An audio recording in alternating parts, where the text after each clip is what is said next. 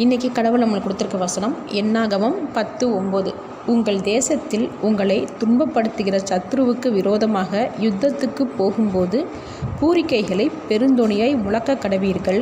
அப்பொழுது உங்கள் தேவனாகிய கர்த்தருடைய சமூகத்திலே நீங்கள் நினைவு கூறப்பட்டு உங்கள் பயங்கருக்கு நீங்களாக்கி ரட்சிக்கப்படுவீர்கள்.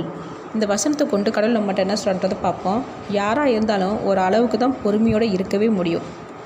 நம்மளை மேலும் மேலும் கஷ்டப்படுத்திகிட்டே இருந்தாங்கன்னா நம்ம பொறுமையை இழந்து இன்றைக்கி இந்த பிரச்சனைக்கு ஒரு முடிவு கட்டிடுவோம்னு கோபத்தில் அவசரப்பட்டு நியாயத்தை கேட்க போவோம்.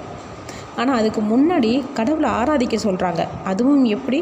பூரிக்கையிலே பெருந்தொனியாய், அதாவது சத்தமாக ஆராதிக்க சொல்கிறாங்க. ஏன் அப்படி சொல்கிறாங்க? மனசுக்குள்ளே ஆராதித்தாலும் கடவுளுக்கு கேட்க தானே செய்யும்னு நம்ம நினைக்கலாம். சரிதான். ஆனால் நம்ம சத்தமாக தேவனை ஆராதிக்கும்போது நம்மளை அறியாமலே நம்மளோட வேதனை, கோபம், நியாயம் எல்லாத்தையும் உணர்வுபூர்வமாக கடவுள்கிட்ட வெளிப்படுத்த முடியும். நல்லா யோசிச்சு பாருங்கள். கடவுள்கிட்ட மனசுக்குள்ளே பேசுகிறதுக்கும் வாய் விட்டு பேசுகிறதுக்கும் நிறைய வித்தியாசம் இருக்குது. அப்போது நம்மளோட சத்தத்தில் எவ்வளோ வேதனை இருக்குது, அழுத்தம் இருக்குதுன்னு கடவுள் புரிஞ்சுக்கிட்டு நமக்கு சகல காரியத்துலேயுமே வெற்றி கொடுப்பார்.